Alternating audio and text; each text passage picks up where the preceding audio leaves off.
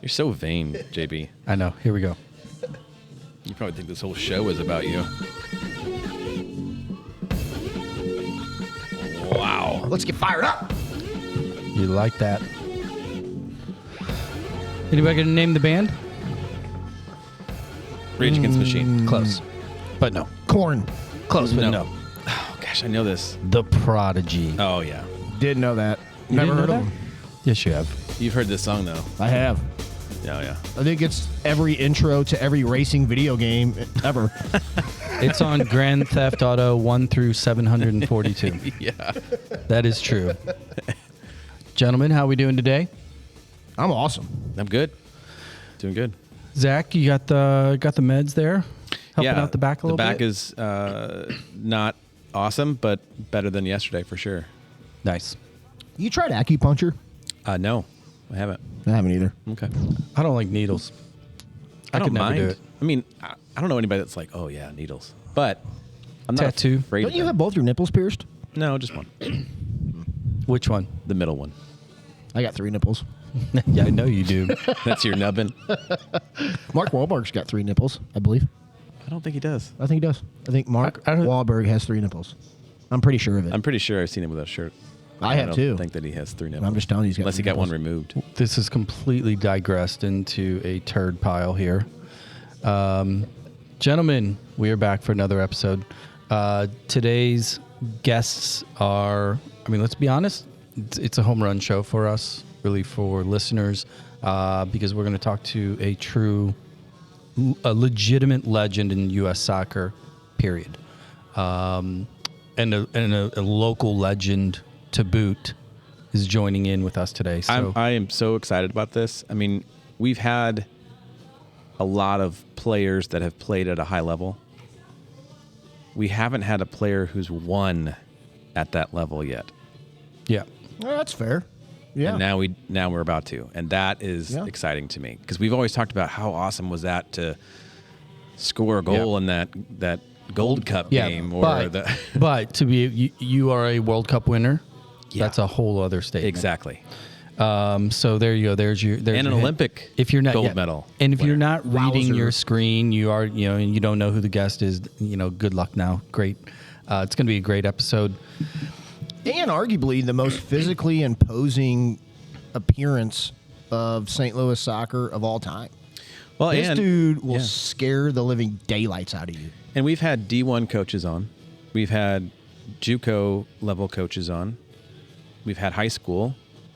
Club, now everything. Club, and now we're going to have a D2 set of coaches. Yep. It's exciting. I'm pumped. So last episode we were out at Fenton Barn Grill, having buckets of Miller Lite and eating the most amazing rub wings in the St. Louis area. And I'll put them up against anybody. I think you guys would concur on that. Yeah, I mean, it's hard to beat. I think Kenny Godat might have a list of his choices. I think he had them like 6 or 7, and I think he's wrong. He might have been top 10. Yeah. I don't know. Yeah, he's wrong. Let's just call it a spade a spade. We'll let him know. We had Dan down again previous episode with us. Dan, just an amazing story. Tremendous career early, shifted into coaching at the highest level at his alma mater of UConn first, and then had stints at both Rutgers and St. Louis University. It's funny because we were texting a little bit last night afterwards and, thanking him for being on the show. He was thanking us for the opportunity. And if you recall, guys, we talked about the players that he's touched, that he's played with, that he's grown up with, that he's coached, and who was the ringer. And, we talked about joking about Brad. And he texted, and I don't know if it was you or him that was like, oh, by the way, Tim Ream, too. Oh, yeah. Yeah, he did say that. We forgot to mention that. We did. We did. For me, Dan, he has a special place in my heart. He has a special place in our city's history of soccer. He's a big-time personality. And the other thing that's great about him is find me one person who actually knows this landscape of St. Louis soccer that has a bad thing to say about that guy. I mean, he's an absolute sweetheart. Yeah, it was fun. It was fun to talk to him about just the different experiences that he's had in his multifaceted career and the passion you can still see coming from him right towards the development academy, the SDA. And I just hope people, if you didn't listen to it, go back and listen to it. If you have any interest in learning more about the kind of club scene and where things are going, we touch on that a little bit. And I think Dan has done a great job of trying to make sure the place of the St. Louis Developmental Academy is differentiated from the Gallaghers and the Fews while still working with them. Well, I think and being collaborative. I think he was just super cognizant of the reality of the landscape and what their role is as a club, as a development club. And, he made it clear that they are prioritizing that balance between good teams, have fun, compete, good chemistry, and development at the same time. Yeah. And try to manage that process. So there's going to be a lot of people listening to this episode because of our guest today, because they're going to want to hear what her secret sauce is. If you are one of those individuals, go back listen to Coach Donegan as well. Yeah, because you're gonna pick up a ton of nuggets there. I got one last nugget to as you say to touch on with Dan. He was very congratulatory of all the clubs around, which is just great. There was a time frame, and I think we lived in it with our kids specifically, that if you were going to try to develop a boy or girl soccer player at a youth level, there was basically one place to go. We don't even need to mention who it is. That's my opinion. My opinion could be wrong. With his group of coaches, this is my takeaway after listening to the episode, with the group of coaches that are at other clubs and then the group of coaches that are in Fenton, there are a lot of places good homes for kids to really learn the game of soccer. Yeah, I agree. And that's my big takeaway. I mean, you're not going to go wrong with any of these guys that he talked about in the episode. No, and there's starting to become parity that didn't exist, at least on the boys' side. And I think, we've talked to Otto at St. Louis Soccer Stars. We've talked with folks at Rush. We've talked to folks at Gallagher. We've talked to folks now at the Development Academy. We have a blind spot on the Fuse side. So maybe we need to get somebody. Oh, we got them coming. I know a couple. Yeah, I know a couple people. Okay, we got them coming. I think they're like waiting till we hit 50,000 downloads, and we're pretty close. So they're coming down the pipe here. Let's shift gears a little bit because Champions League won. What I want to talk about first, though, is our City SC. Oh yeah, has a huge week. Starting this evening at the time of the recording, we've got our second U.S. Open Cup game.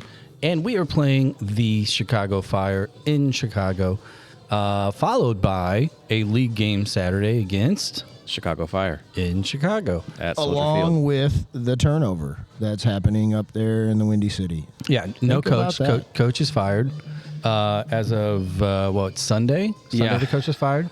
So I'll be honest. People are going to be listening to this after the game, so our predictions are moot at the point that you're listening. I don't like the first game because of that. You have teams that see a coach get fired, and you know what happens in the locker room. You know what the players are thinking. Like, we have to prove that it's not our fault. That happens. So we'll see how we respond tonight.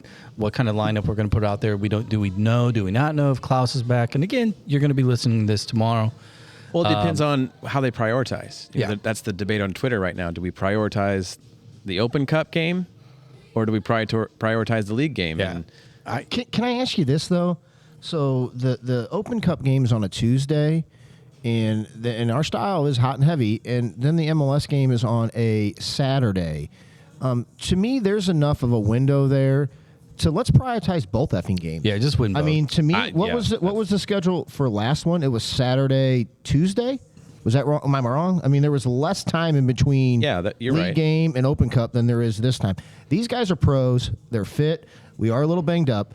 They have enough time to bounce back to be able to put our best forward and our foot forward in both games. And nothing to disparage, Union Omaha, but Chicago Fire is not the same as Omaha. No. So you have a little more to potentially lose on both of these games. And so I think they're going to come out hot. I don't think Carnell wants to lose either of them. And I think we want to stay and win as many cups as we can. And so if we can stay in this U.S. Open Cup and maybe win an Open Cup our first year, holy crap. and go on and get to the playoffs in our league, I think that's way more success than most would have ever thought. Yeah. So I'm excited about tonight. I hope we can find a place to watch it. But we'll find a place to watch it. So here's the other thing too. The MLS news before we get into Champions League real quick. The other MLS news is the rumor mill is cycling fast in regards to San Diego and the potential of an expansion team. Now, a couple of things. Number one, the number that's being talked about is absolutely insane. Whoa. $500 million. And to put it in context, for those of you that are listening that may or may not know, our ownership group here in the city, we paid $200 million ripe 3 years ago. Fast forward 3 years, the next expansion team looks like it's going to be San Diego. They're paying 250% more.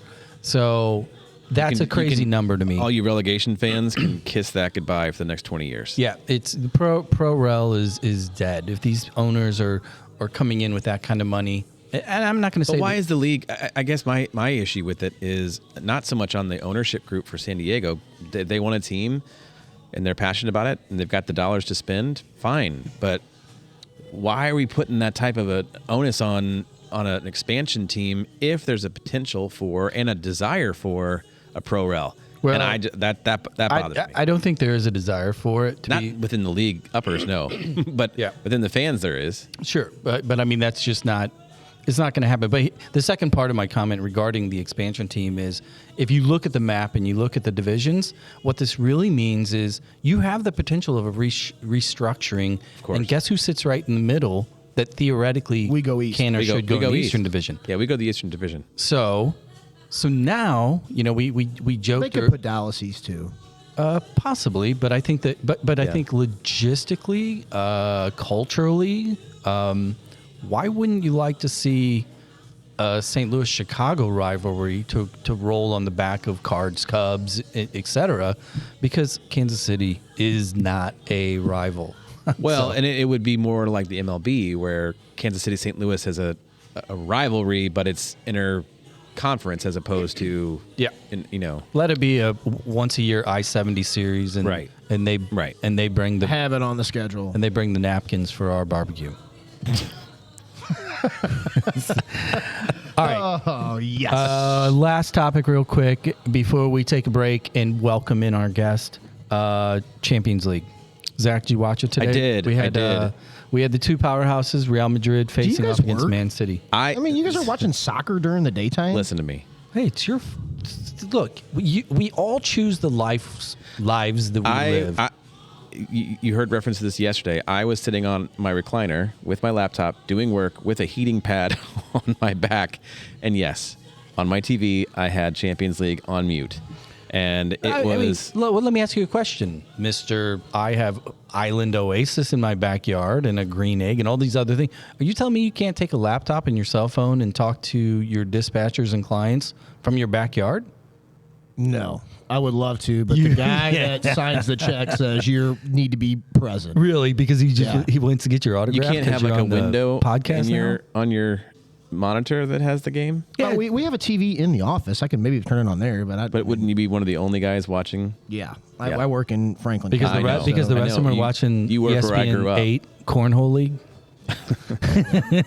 Tractor pulling. All right, here's what we do. We're gonna take a quick break. We're gonna roll out. What happened? Who won the Champions League game? Well, it actually went in a 1-1 draw because it's a 2 legs. So at Real. Yeah, at Real today versus Man City, and then next week they play in Manchester. Vinny Jr. scored early one, and De Bruyne, arguably the world's best midfielder. Yep. And ironically, both goals for City, they look extremely similar. Yeah. Both about 20 yards out, both running to their right, crossing back over and having a shot beat the goalie on the left side. Both of them. So you're saying a game started in the 0 minute and finished sometime in the 90th minute, and the dude with the ponytail didn't score? No. Yeah, that's the amazing thing. That's weird. Yeah, they shut him out. He actually did not have... Real knew how to play him, and they pretty much cut him out. In fact, I don't even think he might have had one shot on goal. Well, that's a little bit of a kiss of death, though, because they didn't shut him down. Or they did shut him down, but they did not get the points. Correct. So he's, as much as they figured him out today, he will have them figured out next week. And at home. And City did their job. They collected points home. on the road. So, yeah, City's got to be the favorite moving forward. Yep. So, here we go. We're going to roll out to a sultry new commercial of ours. Take a listen. Book your getaway. And we will be back after this with our guest. The term staycation was really invented by soccer moms. Located 1 hour and 7 minutes from the Arch, the Music Box Chalet at Innsbruck is a hidden gem. Buried in 3 acres of private woods, the Music Box has a master suite for just you, a loft and second bath for them, and a vinyl collection to meet your every mood. The full-size kitchen will easily accommodate 3 to 12 bottles of rosé, while the huge fire pit seating area will keep the big kids busy. Golf, fishing, kayaking, pickleball, or simply reading a book with Mother Nature, all at your fingertips. Visit either VRBO or Airbnb to find the Music Box Chalet. And now, back to those guys.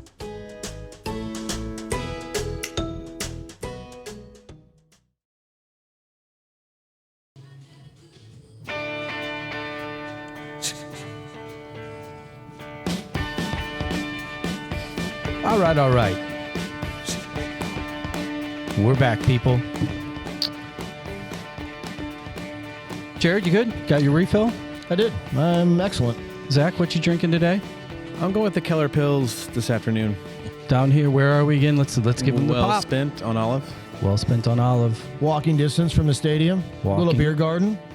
Plenty of meter parking that's free on the weekends. So if you're Correct. heading to the game, walk down this way. And 20% off if you wear City gear on game days. doesn't matter what the gear is either. It can be a pin. It can be a lapel pin, and that will get you 20% off. Yep. I think we're And- negotiating Maryville gear, too. If you wear Maryville gear, you might get 25% off. We'll round it up. We'll round it up to an odd number. Great segue there, Jared. You're getting good on this mic thing, man. Okay. Got a little Tom Petty, American Girl, rolling in here from the break in honor of one of our guests, of one of the two here. Again, if you're in your car and you're reading the screen, you already know who we're talking to, but we're going to go ahead and name drop here. We've got from Maryville University, St. Louis's own, Lori Chalupny and Eric Delabar. How are you guys doing today? Doing well. Yeah, we're good. We're good. Yeah, you Excited to be here. I'm excited that you're here too, because whenever Jared ran into me after he had ran into you across the street prior to the game, knowing what Jared was doing all day long, I'm like, oh shit, this is not going to be a good story. But ironically, here you are. So thanks for coming down and joining us. Have you been to Wellspent before? Let's get into the important stuff. Have you ever been down here? No, to I was just looking around myself. It looks really nice. We're gonna have to make it down here on a coaching journey, maybe. Yeah. it- First timers. First time? Do you like tamales? Sure. Oh yeah. Money. They got Tamale money. man. Here. Tamales here? Yeah, they Yeah. do. The Okay. Tamale man makes them pre-mix them, and then they have them in the crock pot. They have a black bean and a pork Wow. and little salsa verde. Oh yeah. Stop it. I know. I never had the black bean. It's actually better. I like it better than the pork. You would get the black bean. You're right. I would. Yeah, but you are way more of a carnivore. I just go straight meat. Yeah, not a herbivore. All right. All right, now that we've Without completely further wasted ado- your first 2 minutes on our illustrious show here, thanks again for coming out to join us. The two of you work together, obviously, at Maryville. Let's just start there. And let's go with the assistant coach first. Because you've got tenure. You've been at Maryville for a minute. Just give everybody listening just a quick 101 of when you arrived at Maryville, the program, and let's walk into whenever Lori knocked on the door and said, "Hey, I can do this too. Let's work together." Let me in. It was a welcome. Let me in. Let me tell you. So I started in 1999. I was doing camps for John Renaud, who was the men's coach, and Lonnie Folks, who was the women's coach. I was kind of their camp director, and Lonnie took a job up in Robert Stockton College up in New Jersey. And he said, hey, you want to coach women's college soccer? And I was at Fort Zumwalt North. I started teaching and coaching there in 1988. So I started thinking about it. I said, women's Kai. I said, that sounds kind of interesting. I said, yeah, I think I might like to try that. So I took the job, the women's job in 99, okay? And we had a very, very successful year. He left me a tremendous team, and we made it to the first round of the NCAA playoffs in Division III. We were in the old SLIAC Conference, St. Louis Intercollegiate Athletic Conference. It was Division III, and we had a very good year. And next couple of years, the men kind of struck. Kevin Hundelt was the coach, and he was playing and coaching with the old Ambush at the time. And he was there for a couple of years, and it really didn't work out very well. So in 2002, they said, the AD, Dave Pierce, said, hey, you want to coach the men and the women? And I said, oh, sure, I can do that. Well, I can do that, but it was that's being a full-time teacher as well. All right, so I was a part-time head men's coach, part-time head women's coach. But it was Division III, so it was a lot less recruiting, okay? No scholarships, no athletic scholarships. So in 2008, we decided, our athletic department, our athletic director, Tony Duckworth, decided that we're gonna try to step up and maybe go Division II. There were just some things going on in the SLIAC that we didn't think were very beneficial to our athletics program. So we applied to the GLBC and went to Division II, okay?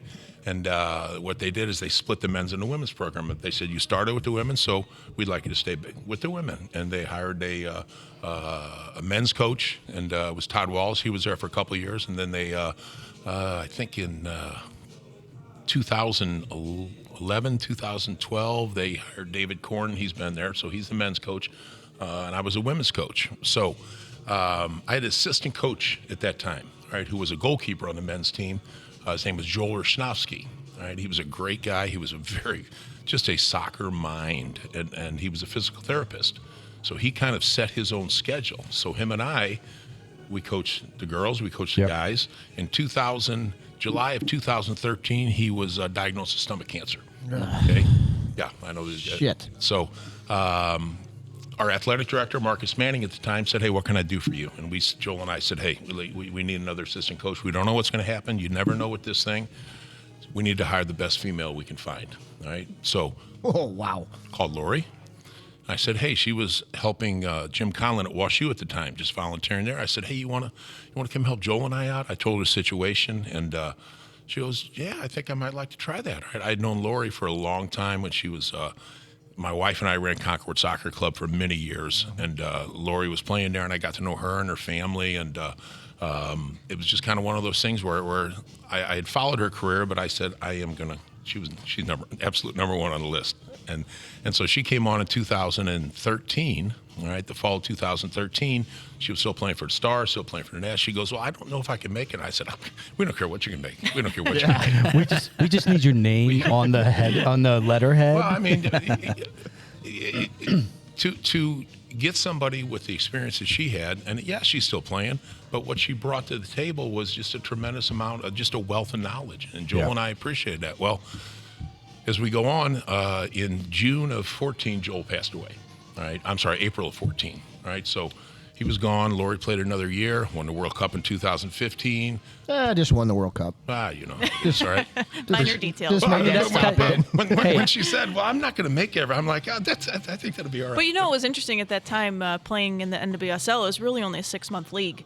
And so we had falls off.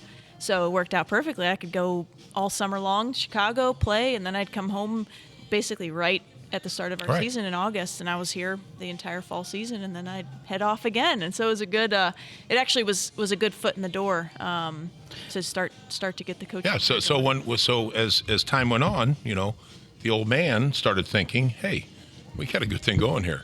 So we talked to the AD and we said, hey, well, why don't you and I flip flop? Why don't we just flip flop? And so in 2018, January 1st of 2018, Lori became the head coach, and I went over to the assistant coach's role. And I think it's a very, very good working relationship. I think Lori does her thing, I do my thing, and I think it's worked out really well. And where the program was and where it's gone and where it's gonna go, I think is a tribute to her, to our our styles and where we're at as coaches. So whenever he reached out and you guys made the initial introduction and you came on and you know, in your off season, you're working with the team. Was there a moment? Was there a point? And can you describe it if you realized that it did happen? That you were like, you know, I like coaching. I want to be a coach. Or was it more of, I have a lot of free time. I love the game. I want to help. You know, and here's an easy fit. Yeah, you know, I think I can't say that I did this on purpose, but at the time, I think, you know, we had a lot of downtime during our seasons. We had 6 months off. I started kind of taking a pathway toward coaching way before I started at Maryville. So, you know, working with youth clubs in the area with Scott Gallagher and some other youth clubs. And then I got my coaching licenses just because I was bored, and I was like, well, I love soccer and I have a passion for it, and so this is something to fill my free time. But yeah, as I went on, kind of gained more and more of a passion for the game. Once I hit the college ranks, that's where I was like, all right, this is fun. Like, club is fun. It's fun to develop youth soccer players, but there's something about just the relationships and the mentoring aspect that you get to have as a collegiate head coach or a collegiate assistant coach. It just feels really meaningful, more than just being a soccer coach. And where did you develop your coaching style? You know, I think, coaching, you steal a little bit from here and there. It's, you know, it's a lifetime of learning. I can see in my own coaching style that I've stolen a little bit from Anson Dorrance at North Carolina. I've stolen a little bit from some of the coaches I've had on the national team, but I think it kind of all melds together into a unique coaching style of my own. So my question is then, in those early years, because clearly you're at your prime, you're playing, you know, in the league, you're playing with the national team, and then you're coming back and you're assistant coaching. For you, Eric, had to be a player coach moment where she's actually in the drills and working. How influential was it with her on the field? I'm assuming you had your boots on, kicking with the girls. What was the reaction of the girls when they actually got to play with Coach, who, oh, by the way, is, you know, in the World Cup this summer? I suck. You're like, oh my God, I need to be better. That's what a lot of them are still saying. Right? But no, it was good. It was fun. I think it was a really enlightening experience for the girls because they saw, hey, look what we have here. Look at this role model. Look what we can aspire to be. And you know, I just think it gave some of our better players a mode to kind of get better, and some of the players who weren't as good just say, hey, it's pretty amazing. It's pretty amazing. And when Lori came in, you know, the more she was around, she took over the training sessions and just her lesson plans and her training methods are unbelievable. All right. The things that she does for preparation for the girls, but then when she plays, and she still plays, right? She's training right now. She's going to. You want to tell them where you're going? Oh, are we going to break it? Yeah, I don't know. I've got rolling drum sound effects. If you need. Yeah. Oh man. Yeah, I am in training. I don't know what I'm doing, but I'm playing in this tournament in North Carolina in the beginning of June called TST. So I don't know if you've heard, but like. So it's a charity event, it's $1 million prize for the winning team. 77. Wait a second. So are they doing a women's and a men's game? No, it's all. Well, we're the only women's team. So it's you're like, in it too? Okay. Yeah. It's like Wrexham and like Bayern is Stoke in it. City, and Dortmund. Yeah, and then IU. Is it because Yes. Louis Softner? yes, St. Louis. a bunch of IU alum Yeah. are in it. Yeah, Who's on your then team? us. And I'm like, well. Let me start off by saying who's coaching our team, and that's Mia Hamm. Wow. Heard of her? Michelle Akers, Carla Overbeck. Yeah. Now, they were all invited to play. Nobody has knees and ankles left. So that so they had to go to a little bit of the younger crowds. I'm throwing myself in the younger crowd. But yeah, so Heather O'Reilly is kind of leading the crew. I think Christine Lilly's gonna lace them up and play. But yeah, here we are, a bunch of old retired women, and we're going to be playing against these EPL teams. So yeah, it'll be interesting, right? That's awesome. Yeah. So speaking of Heather O'Reilly, did you choose Maryville strategically for their orthopedic program and their hand therapy? Because didn't you break your hand on I did. Heather O'Reilly several years ago? I broke Okay. my hand on Heather O'Reilly's abs. Yeah, abs of steel, that girl. Yep. That's insane. Yep. So let me ask you this. I'm gonna get back into a little bit more of the Maryville years, the early years, as you're playing and you're coaching. Name drop a player, because all kids, when they train with a coach that still can, like our boys over at City Academy right now, and their coach is Anthony Wallace. He's pretty good, still good, and anytime one of them gets past him, it makes their year. Back in the training days, which of your players, students, right, was just a ringer that you that you loved playing against? That was a tough, good player. Man, that's a tough one. There's been a lot. I mean, it's. I don't know. I don't know that I could say one or two players that stand out. I think you see different things as a player versus standing on the sidelines as a coach. Sure. Absolutely. And by the way, I have a different coaching voice when I'm standing on the sidelines versus being on the field. I kind of I lose my coaching voice, so to speak. I turn into a player, and that's a little frightening, I think, for some of the players. But the players need to hear that, and they need to see that, and they need to The intensity. the role model that is. I still play. I still play with these guys. We had a 5-on-5 tournament at the end of spring, and I wasn't going to play. Lori doesn't like me to play. All right. She's just, you don't. Well, man, I'm looking at your knees, and it looks like an outtake from Rambo. Well, he's got I'll play goal. two new knees. She comes down. She goes, new shoulder, and you have to play. You have to play. I'm sorry. You have to play. And when I play pretty well. But because he can't not go. He plays hard. He's a competitor. If it's me or you, I feel sorry for you. That's just the way it is. Well, that's a good segue.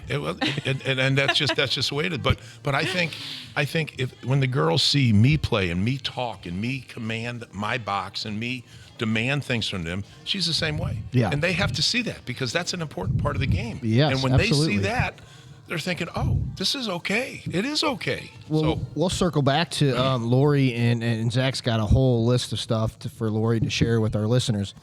Perfect segue. You playing. Started your career, youth career, Cootis. Then you went to DeSmet. Then you went to Quincy. You guys won 3 national championships when you were there. And in that 70s decade, I think Quincy won 8 national championships. It was in the final in that 9th one. So 9 out of 10 years, you guys were in the national championship. Speak about those early years, and then now you playing with your girls 5-on-5. I mean, you're a pretty good voice too. So you've lived it. You've walked the walk. You can talk the talk. I tell people all the time, I played on some good teams. I played with some good players, and I did. I mean, I first started out playing for the old. It was different growing up, because you played where you lived. Like we talked earlier about the Florissant Celtics. Absolutely. Well, I was in the Florissant Celtics district, if you will, but Lenny Todos was their goalie, so I got a release from them, and I played for Florissant Cougars for Ed Kirsting. So Ed was my first coach. It was an old guy who kind of taught me how to play goal, an old-timer, Mike Houlihan, and he showed me how to play goal. And I didn't have any goalie training, and we had some pretty good teams. I had Steve Petra as my center back. I had Richie Wardak as my wing back. Wow. So we had some good teams at the youth level.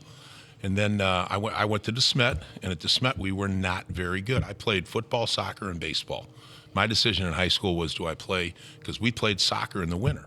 Yep. So my decision was, do I play basketball for Rich Grauer, or do I play soccer for Greg Vitello?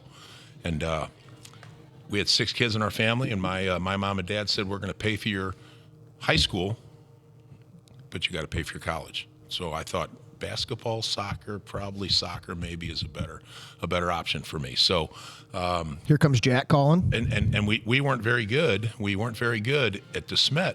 So as a goalkeeper, you're not very good. You need a lot of shots. Mm-hmm. So and honestly, I think Gedemeyer referenced that on our episode. Yeah, because he referenced that he got drilled through high school, and it made him better. Oh, it's unbelievable. I mean, it's unbelievable what it does. You're making saves. You're going, oh my God, that felt really good. All right, I think I'd like to do that again. We lost 5-0. It could have been 14. Yeah. Yeah. Well, It's all about the percentage. So I I didn't know what I was going to do my senior year. And Lenny Todebush from McClure North, Al's state championship, he committed to Quincy. Well, he decided to go to SIU with his friends, and Mackenzie called me up, and it was like April, and said, hey, do you want to go to Quincy? I got a scholarship, Lenny. And I said, let me ask my mom and dad. And I was like, I had no idea. Yeah. I was a high school kid who was a good athlete. I played all these sports. I didn't know. I just didn't know. And they said, oh, yeah. He goes, oh, by the way, we're going to Holland for 3 weeks. Would you like to go with us? I'm like, oh, yeah. Let me ask my mom and dad again, all right? So I ended up going to Quincy, and we had some really good teams. I mean, I had never won anything in soccer. Came close. The Celtics always beat us, right? Mm-hmm.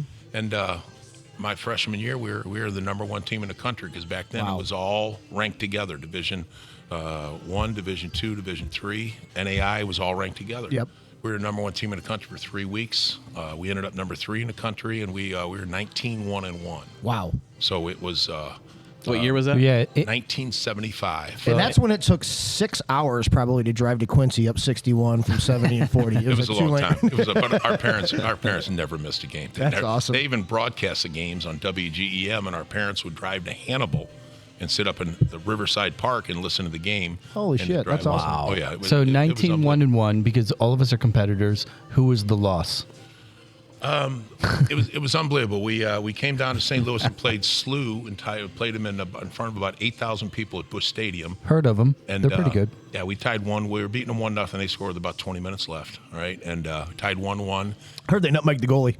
They did not nutmeg the goalie. I guarantee you that. My 4 years, they did not nutmeg me. Right? But we that next Wednesday, that was a Saturday night or Friday night. We went the next Wednesday. We went to Western Illinois, and they beat us 3-0. And it was like, oh my God, really? I mean, that had to be like your rival. That's your local rival. And we played a Division I schedule. We played Western Illinois. We played SLU, we played SIU, we played. And my 4 years at Quincy, it was unbelievable. We played UCLA, we played Indiana, we played Hartwick, we played Clemson, we played South Florida, we played North Texas, we played SMU. Always played SIU. Divisions didn't matter. No, it didn't matter because Jack McKenzie was a coach who, if you wanted to be the best, you had to play the best. And my 4 years, I mean, my record was 75-10. Not my record. Our record was 75-10-10. That's not bad for 4 years. Oh my gosh! Anybody would kill for that record. And the year we lost, so that was my freshman year. We beat Simon Fraser from Vancouver, British Columbia. We beat them 1-0 with 30 seconds left. Frank Vinciguerra crossed the ball. Emilio John hit it one time out of the air on a corner kick. Nice. And with 30 seconds left. The next year we played them again, and they beat us 2-1 at 14 overtimes. It was the longest amateur 14 soccer. overtimes? It was in the Rose Bowl. It was in Pasadena, and it was the longest amateur soccer game. They even made an announcement at 5-1. The game started at 8 o'clock. At 5-1, they made an announcement. They said because of Pasadena city ordinance, the lights are going to go off if we don't finish the game. Right? We're going to have to come back tomorrow and finish. Oh my God! People were throwing up and dying. The guy crossed the ball. I came out and I punched. I hit his head. The ball spun off his head, went in the goal, and that was it. And then we had to play the third place game, and that game went in overtime. We beat Davidson Elkins, Freddie Schmaltz's team, beat them 2-1. No PKs back then. Schmaltz. No PKs. Legend at Evansville. Yeah. Well, I'm still doing the math. That's a lot of wins in 4 years against quality teams. Lori, you're obviously your background. Let's start locally. JB Marine. How important was that club to you just from the early days, growing up here? Because obviously we all know St. Louis is the soccer capital. It is not That's right. anybody else, especially Kansas City. Yeah. Talk about JB Marine and your experience there and what that club meant to you as a youth player. And Vader. Yeah. I was so lucky. I grew up. I had such great coaches from a youth level. John Kittner was my coach with JB Marine. Stressed fundamentals. We started every practice with just corvers and one touch and two touch, and it set me up for success. We were pretty successful, but I think he had the mentality of developing players versus just winning games when you're 10 years old. So that I was really fortunate. I went from him to Vader. So my high school years, I was coached by Vader. So again, these are legendary coaches and absolutely shaped my career and focused on the right things, on the fundamentals and playing the game the right way. Wow. So then you fly the coop, you head out, you go to the ACC. North Carolina comes knocking. Talk about that introduction. Talk about heading out to play college ball. What was the differences for you going to the East Coast in that division? The teams you were playing and the level of your game.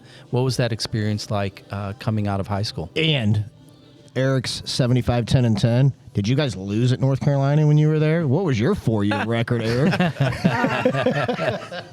Well, I mean, he's going to rub it in, but I mean, I only have one national championship, so.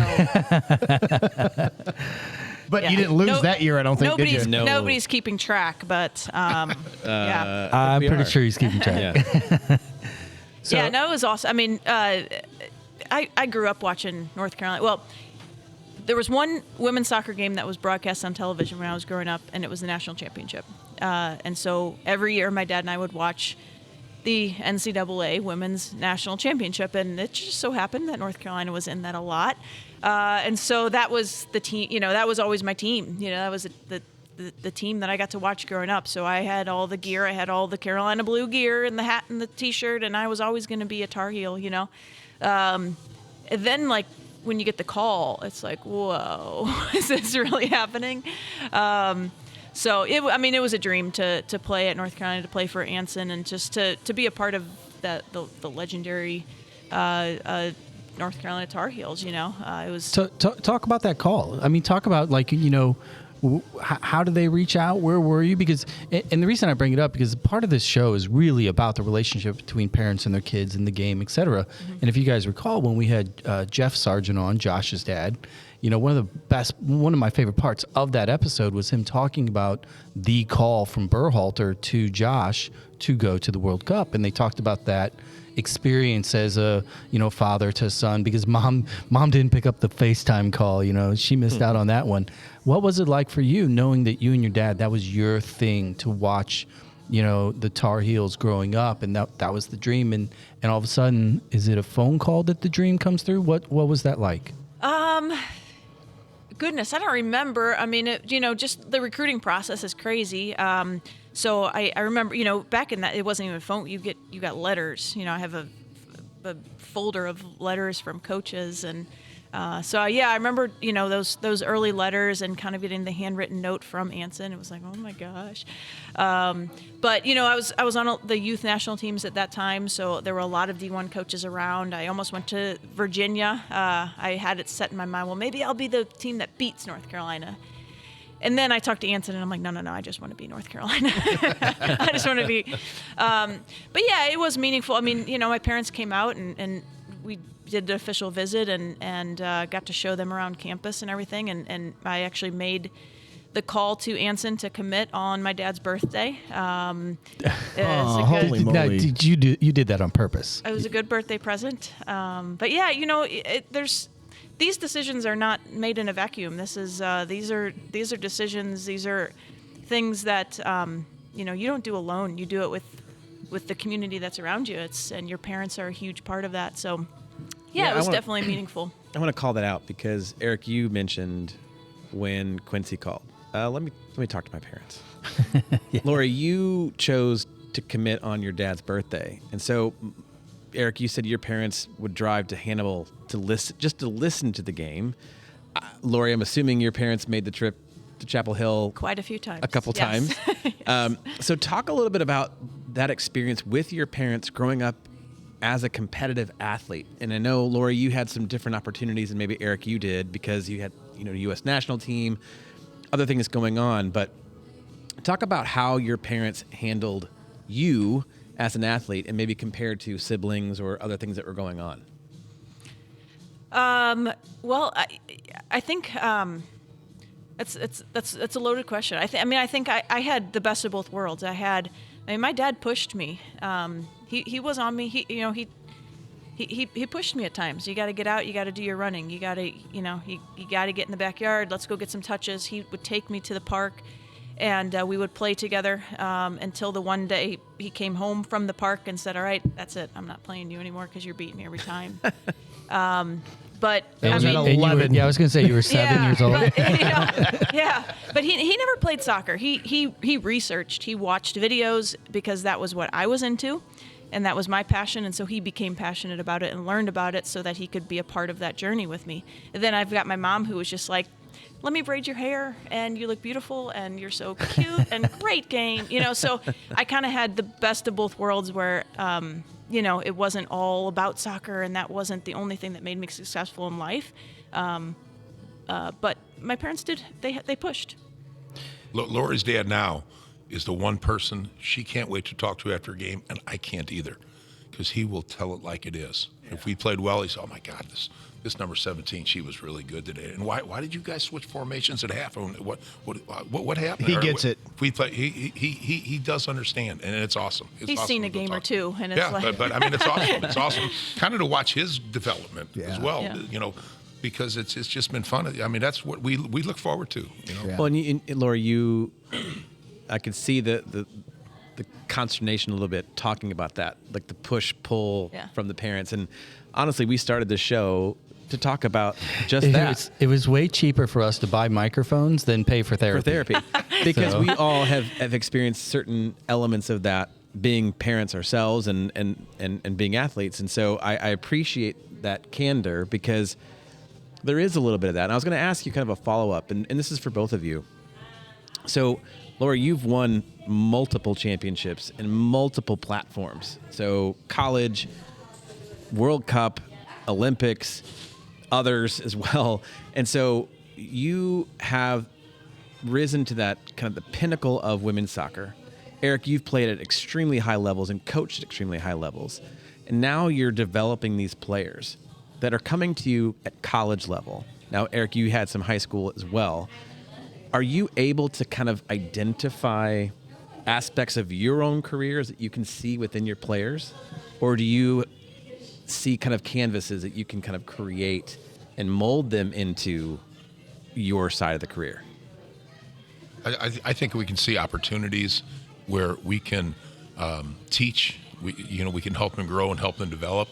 But a lot of it we put back on them. A lot of it is up to them. And as far as growing up and what I learned, I mean, for me, from my mom and dad, there were 6 kids in our family, and there were 4 boys and 2 girls, and we all did. We did. It was just a different time growing up. I mean, back in the late 60s, early 70s, I mean, we all walked to school. We all walked a mile up to Dunnigan Park and all played, and it was just different. Now it's, I mean, with social media and with all the platforms that are out there, it's just a different world. The recruiting's a different world. The coaching's a different world. The club system is a different world. It's just, it's different, and I think there's some good to that, but I also think that it takes a lot away from kind of the experiences I had and Lori had when she was younger, when it was just a different time, and Yeah. Lori, I have a question specifically for you along the lines of managing the player expectation.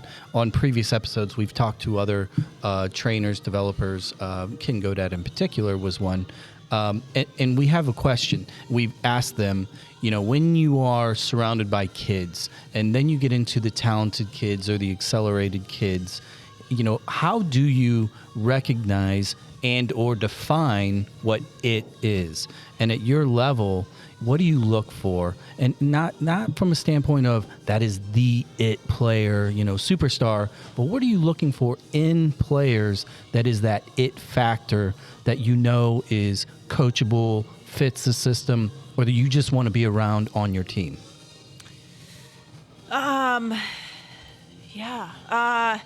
First thing that came to mind is competitive drive. I think if you can just see it in some kids' eyes that they have that desire to become the best that they can be. And I feel like no matter what level they're playing at the current moment, you know that there's potential.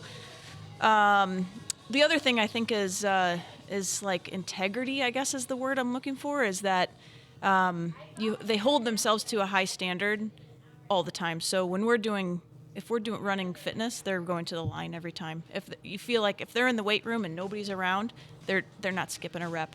That they are doing it because there's an inner passion and an inner pride that they have when it comes to the way they carry themselves. I think those are the players I want to be around, I want to invest in, and I want to support no matter where they're at in their journey. Eric, what about you? Like if you were to, you got a 4-story building, you're in the elevator, and you got to define it on the way up. What's it in a player for you, given your experience? I think we've talked about it the last few seasons. Laura and I have, and I do think it's that. I think it's a few things. We tested our players this year, and Lori came up with these 3 pillars, right? And I like the idea of the pillars, and the pillars are the physical pillar. Are you big? Are you fast? Are you strong? And if you're not, you can probably work on that. But if you don't have that Usain Bolt twitch, that's your mom and dad's fault. That's not your fault. There's nothing you can do about it. Right. But you can work on those things. Your footwork. There's the technical pillar. That's all you. That's all you. And then there's the competitive one that Lori mentioned. I think that is maybe the most important. That's what we're looking for. You can't teach it. You can't teach it. You can't flat out teach it. Her and I sit in the office all the time. Maddening, because you want. I mean, I feel like I spend a lot of time trying to teach. And the pride part too. Have pride in what you do. Lori mentioned whether it's running. If it's fitness, if it's just a passing drill, if it's simple, but have pride in what you do, and that's hard, and you can't teach that. It's so funny because well said. Because we've like I stated, maddening. We've asked quite a few people that have had extreme experience around players that have ended up at the highest level. It's the same answer. You guys are basically giving the same answer. You're looking for this aggressiveness balanced with character, balanced with drive. Because technical ability and to a degree soccer IQ can be taught over time, but you can't teach those intangibles, whenever the player just wants to. And I wonder if it's because we don't play pickup as much. Like you're being coached all the time, and so you don't develop this inner drive to do it yourself. Like, if we over the summer we've got players. Well, I'm working with this trainer, and I'm like. You don't need a trainer. Yeah. All you need is a wall. All right, like. Or a road. Yeah, you want me to show you where I trained growing up? Like I didn't have. You don't need the nicest, beautiful stuff. You just go out, you put your headphones on, and you get to work. God, I just had a horrible childhood flashback. You saying, you don't need a trainer. You just need a wall. I think of my 4-foot cyclone fence that ended up looking like a C. After summers and summers of just blasting it. I tell you how many slats my dad replaced on our fence. Right? Yeah. Well, here we go. We're going to take a quick break if it's all right with you guys. We are going to get some refills, take a breather, and we're going to be right back with Lori and Eric. Thank you. You can go your own way.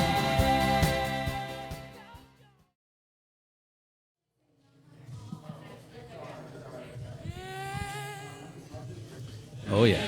See? Yes, sir. Two of the best. Who's the best? Two of the best. Freddie I Mercury. thought you said you are the best. No. Nope. What is this? I'm trying to be an equal opportunity music player here today. For the listeners wondering what is going on, Zach and Jared have I a just little picture debate. the commercial with the lips. What? You seen the commercial on TV with just the lips? That's Freddie the Mercury. Rolling Stones. No, it's not. Roll No, us you're in with talking a little Queen. The Amazon commercial where the girl, I think it's this song. I don't know. I don't Maybe know. she Anyway, gets a if Freddie you're Mercury listening, sorry for that nonsense, but please send us a message and tell us who you think is better, Queen or Fleetwood Mac, probably and could've settle sang the that. debate. I probably could have sang that on tune. Go for it. All right. All right, let's get back on point before these two ditch us.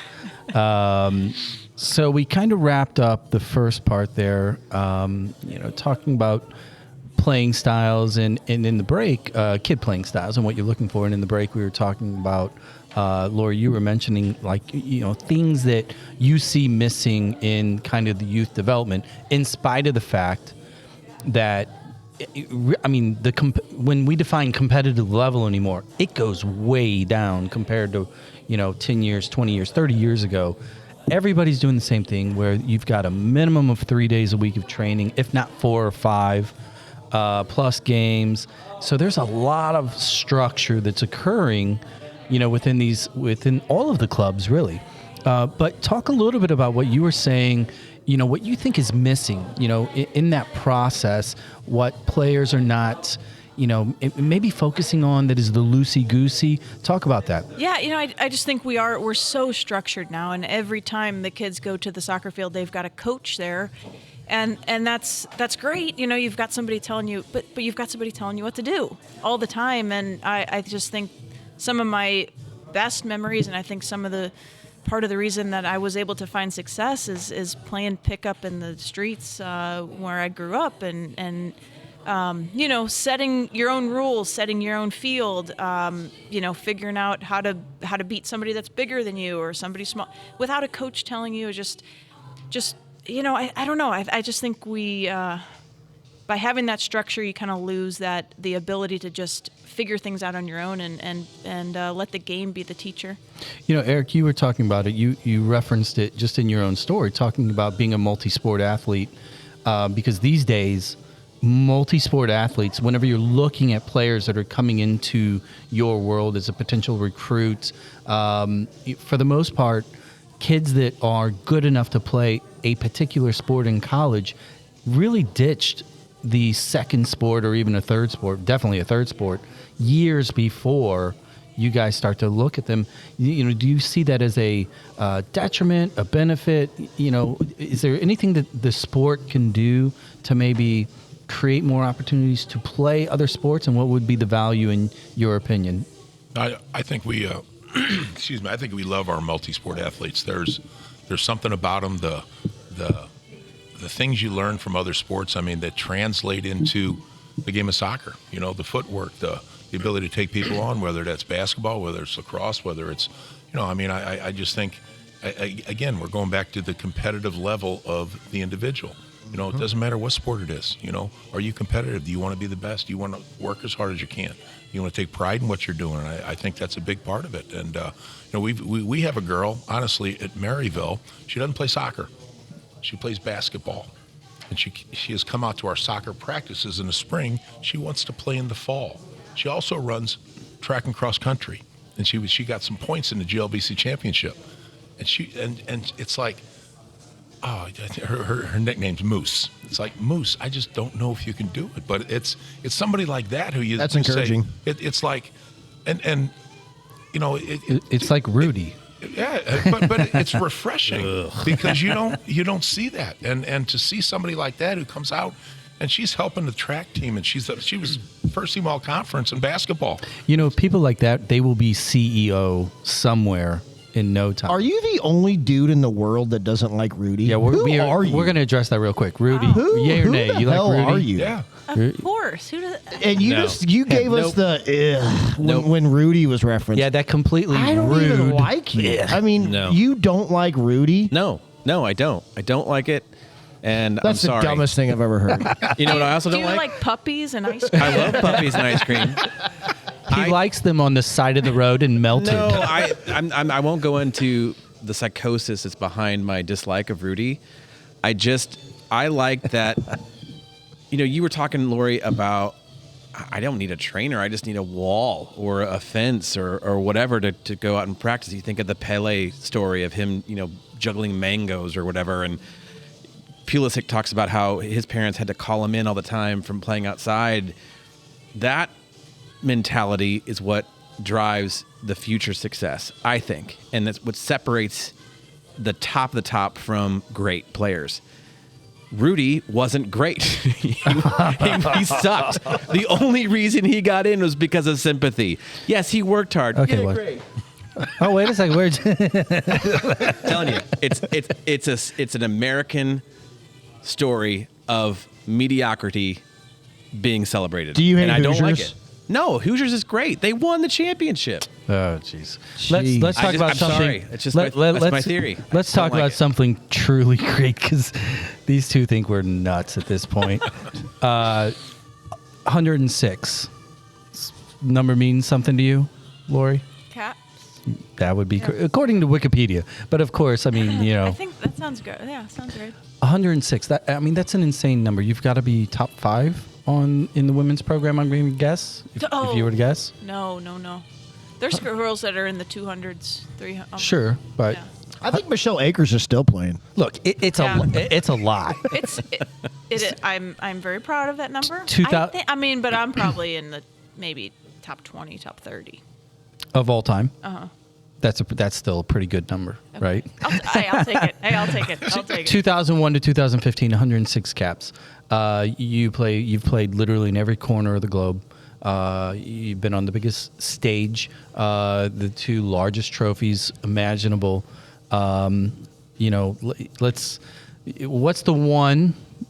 I'm going to ask you one game out of 106 games. What's the one that stands out to you? Oh my gosh. Yeah, we're deep hitters here. Wow. Okay.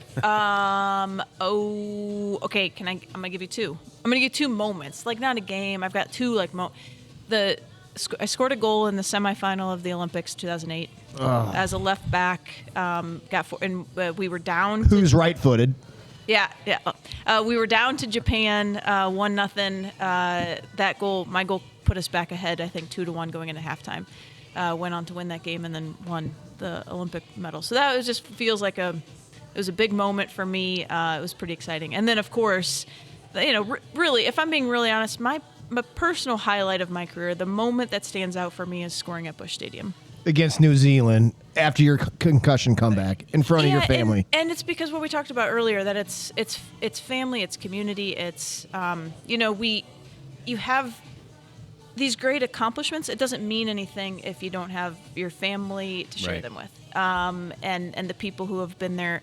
That was a moment that I got to share with my family. 36,000 fans at that game, which I believe at that time was a record. Yes. 36,000 fans to see a St. Louis girl in St. Louis score a flipping goal against New Zealand. Did you do Let's backflip? go. Did you try and Aussie it? Yeah, right. Was your I mom don't and know dad what- just I think sobbing? I think I blacked out. Yes, my parents were sobbing. Apparently. Holy moly. Yeah, it was. It's just, yeah, it brings it all back. Because it's about your parents, it's about your coaches, and they were all there. That's my best soccer moment ever. Yeah. This is an osmosis table here. Yeah. So let me ask one more question then, just really about those years, because obviously the names that you've played with it's the pinnacle of the game. Who's the one? We were talking about the it earlier. You're talking about your moment, and now my question is, like, when you saw the roster, and you're going into whether it is a singular friendly or a tournament, who is the name that you always were like, just gave you that warm, fuzzy, like, sweet, let's do this? Oh my goodness. Boy, I think it changed like throughout the through the teams, throughout the generations that I was on the team. I think like for a big part of my career, Abby Wambach was just, whether she was in form or not, she had a mentality and she was loud, so everybody knew what was on her mind. But it felt like she was going to will us to victory, whether she did it herself or she was on the bench. She was not going to lose. So she just had a great, leadership aspect to her. The other person I would say, honestly, is Hope Solo. In net, like New inductee this yes, last weekend yes, with your coach, Jill. Yes. Being a defender, I heard from her a lot. She yelled at me a lot. But yeah, you knew like she always had my back. I felt like she just, if I made a mistake, she was going to be there to cover for me. Can we go into then kind of your advocacy with the women's team and with the equal pay part? You've been very outspoken and kind of a beacon, at least in St. Louis, for saying, no, this is the right thing to do. And we need to do this for the sport, for equality, not just within soccer, but in general. And, I've never shook hands with a World Cup winner before till today. And so I'd love for our audience to hear from you just a little bit about the backstory behind that for you personally. Maybe not the whole X's and O's behind it, but just why you, Lori, decided to take that on as well, in addition to coaching at Maryville and playing in professional leagues and winning World Cups and Olympic medals and all that. Just why did that part of it stand out to you to take that on? It's so this was a journey for me as well. When I first played on the national team, you're taught you're just so grateful for everything. You're just so thankful for everything. We got to fly all over the world. We got this uniforms. We got all this training gear. We had coaches and massage therapists, and you have all this stuff, and you feel like, well, we shouldn't complain because we should just be thankful. Like, and for a large part of my career, I felt that way. Like, let's not rock the boat because look at all the stuff U.S. Soccer is giving us. Like, man, we are so lucky. And then, towards the end of my career, you start to kind of see like, well, the men's team is getting more than us. And again, I'm like, yeah, but let's just be thankful. I think in a sense, like, I didn't even believe myself that we deserved equal treatment. I think growing up in the United States and being a woman, and you just kind of want to go with the flow. You just kind of want to be thankful for the progress that you've made through the sport. But it kind of clicked for me and realized like this is not a fight for me. I'm gonna retire. I don't get anything from the equal pay lawsuit. I'm not on the team anymore. But it's for the next generations. It's for my girls at Maryville, that we deserve equal treatment to the men's soccer team at Maryville. That, because I think sometimes they don't believe that themselves. Simple things like that I felt like we have to fight the fight so that the next generation of women feel that. And talk about your kids. I mean, yes. It's not just your students at Maryville, but you have 2 young kids as well. 2 young girls. Yes. And I think I'm just inspired. And I have a daughter who's a senior in high school, and we went to Paris and watched the Women's World Cup in 2019. We were at your game at Busch Stadium, and you are an advocate and you are a role model, not just at Maryville, but across the country. And so I just wanted to give you a little kudos for realizing that, no, we don't need to settle for just being thankful. Yeah. We deserve this. Yeah. And it's okay to be thankful too. Sure. But also, but also, yeah, like you can say thank you so much, and also, can we have more? So now my follow-up to that Endorse here. My follow-up to that is, when is the NWSL coming to St. Louis, and why would you be the coach? Yeah, I'm ready. I mean, with Lindsay Eversmeyer. Yes. Yes. You and Lindsay. Like, I mean, there's already a Kansas City team. There's a Chicago team. Like, St. I agree. Louis, hello. This makes sense. Right. Yeah, that was always the hang up, is they weren't going to put an NWSL team where there was not an ML. They would only put NWSL teams in MLS markets. So how did Kansas City get a team? we Brittany Mahomes. Ouch. All right, that was a good one. That was a good one. Yeah, so I'm hopeful. So that's a great transition, because I want to talk to both of you about our bright, shiny new toy down the block here. City SC, the ownership group, the rollout of the season, the quality of the team, and frankly, the impact that it's had on our backyard. Because all of us, you two in particular, are the fabric of the soccer community in St. Louis, because it's like an octopus. It goes everywhere. And if it wasn't for what all of us have done over the years, that realistically, the fervor doesn't occur. But now it's here. And we see what the Carolyn Kendall and her family and Kavanaugh and Worldwide and everybody that's involved, because you in particular, Lori, you've been all over the world. You've seen stadiums, probably more stadiums than most people have seen games, right? When you look at that stadium and you look at this team, how does it make you guys feel being true St. Louisans that are part of the fabric of soccer? What's your takeaway here? 11 games, 10 and a half games in, or whatever it is now. And did you cry? Because I did. Excuse me. For me, being an old soccer junkie, is very gratifying. I mean, they've done a tremendous job, and to, you know, I told you guys earlier when we went down there to watch the women's national team, I walked around the stadium by myself, and I was just in awe. It was just what a great place, what a great venue, I mean, they've done a tremendous job, just a tremendous job, and it's very gratifying, very thankful, very you know, just where has it been, but thankful it's here finally. Yeah. What about you, Lori? Well, I went to my first game, I guess it was against Portland maybe 2 weeks ago. And, man, you know, the atmosphere in that stadium when we scored and everybody's chanting STL, like it did kind of like pulled at my heartstrings a little bit. I'm like, this is St. Louis. Like, this is my hometown. This is just unbelievable. I mean, it's still like sinking in, I think, because this isn't even just like okay soccer town. Like, that was special. Like, that's something you don't get that feeling in very many stadiums. And They didn't get that at the strip mall in KC when they scored their third goal this year. Was that Missouri or Kansas side? I think it's in Salina. I and think there's they doubled their point total this year against Seattle. I think they had 3 goals. Did They're now anybody 6. get emotional when they scored their third goal this year, or fourth goal, or however many they have in 12 games? If you haven't noticed, we are huge fans of Sporting KC and everything that they stand for. Actually, you know what? I'm going to keep going down this path. When all of the shit talking commenced, and specifically the soccer capital of America, you wore the stars and stripes. You carried it around the world. You lifted the most important trophy.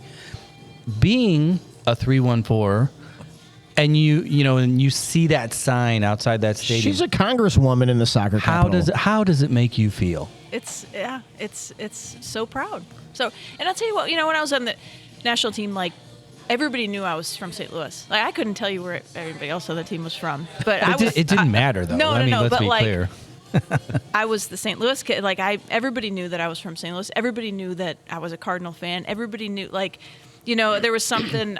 There's just something different and about this city that it's in your blood. Like, it's in your. Yeah, and so at the women's game, Eric, you said you were there down at City Park a couple weeks ago. Becky Sauerbrunn comes off the field midway through the first half because they were subbing everybody out. Standing ovation for minutes in a women's game at St. Louis.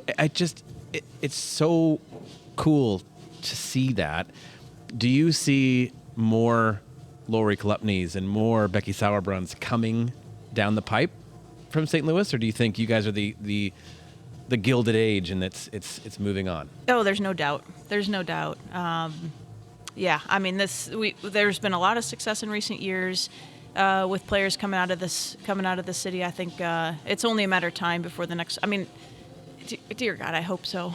Well, and by the way, well, how about the young Pfeiffer girl who's just scoring goals all over the youth national team? There's several from our backyard. Yeah, and not only I say the next Lori Chalupny because your name is literally associated with an award now from the St. Louis Soccer Hall of Fame for the Women's Player of the Year is the Lori Chalupny Award. So I hope that's coming, but I'm just in awe. I'm sorry. I'm just fanboying. No, I mean, I think it's fair. And I think the people listening, they want to hear this. They want to, because it's one thing to see you play, go to your wiki page or go to YouTube and see the highlights and all of that. But, what we really are interested in, and I think the majority of our listeners are interested in, is that emotional connectivity, not only to the game, but to your teammates, to the coaches, and to the community. And now that you guys are in this coaching, the roles that you are, it's this, pay it forward, kind of situation, because we've had the privilege of talking to a lot of the club directors, and I would say every single one of them has made a point to talk about the focus and the energy that they're putting into the women's programs at Gallagher, at Fuse, et cetera. Because let's be honest, JB Marine ran the table for a long, long time on the women's side. That's not the case anymore. The parity is there. And I think it's part of what Zach talked about earlier, that advocacy, that, hey, this is important, and you were part of that. So how does it make you feel when you know that this incredible soccer culture that we have, this landscape that has put out, the most national champions players, everything, right? We know it. How does it make you feel knowing that you're part of the reason why the women's program at all these clubs is accelerating? Boy, I mean, that's it's awesome. I mean, it's obviously makes me feel really good. I hope that I have continued to push the game forward in the city, and that I have been a role model for some kids, and that they can see what's possible. I certainly that's the goal. That's the bigger dream. It's winning World Cups and winning Olympics, but it's more so it's pushing the game forward. So what's next for Maryville women's soccer? What's you've got? You guys just ended the spring.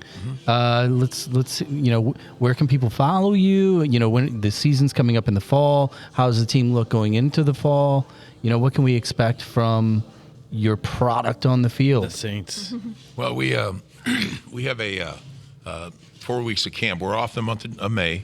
We got 4 weeks of camp, Saints Soccer Camp, which we've done for 30 years at Maryville. And Lori works those. I'm the director of those. And we've got Al Trost, Jeff Cacciatore, Dan O'Keefe, Matt Longomarco. We have a crew. We have a crew to still, and they've worked there for 30 years as well. You also do the slide. It's the hill slide.